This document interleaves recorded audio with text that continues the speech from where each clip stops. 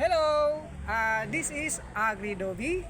Support my YouTube channel, AgriDobi, sa mga kalagdagang new technology sa agriculture. So ito naman, ipapakita ko sa inyo ang kali o kaya kale. Itong kale, napakasarap nito dahil pwede mo siyang gisahin, pwede mo siyang i-blender para maging healthy sa katawan mo. Ito nga ang tinatawag na superfood. Kasi kapag malapad na, very healthy na itong kali, ang mostly ginagawa ito, juice. So inahaluan siya ng kalamansi, bayahani. Napakasarap nito. Parang katumbas nito ang microgreen na barley at saka microgreen na wheatgrass. So sa mga karagdagang impormasyon, magtanim po kayo ng kali.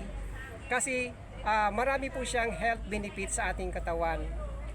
So more green na juice, mas maraming enzyme, mas maraming vitamins.